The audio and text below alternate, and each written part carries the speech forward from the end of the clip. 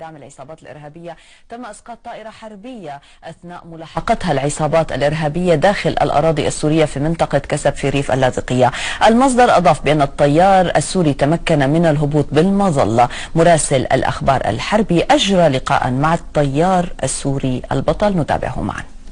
الحمد لله على سلامتك يا بطل. الله يسلمك حبيبي، يا أهلا وسهلا فيكم. تفضل احكي لنا كيف صارت الإصابة.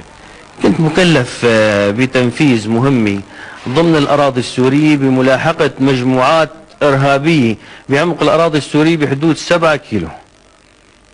لما وصلت لمنطقة الأعمال شاهدت الهدف وأنا عم بتعامل معه، نفذت مهمتي وباتجاه العودة ضمن الأراضي السورية بعمق 7 كيلو تقريبا أو أكثر.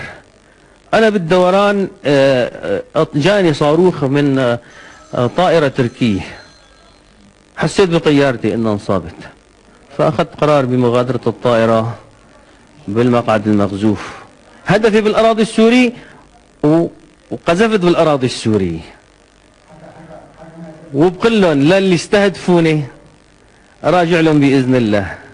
انا بحالة صحية جيدة، المعنويات عالية الحمد لله، والعزيمة طيبة، والهمة حديد، وجاهز ان شاء الله بكره بعد بكره باذن الله للعوده لساحات القتال لملاحقه المجموعات الارهابيه حتى نخلص من اخر ارهابي على ارض سوريا الحبيبه.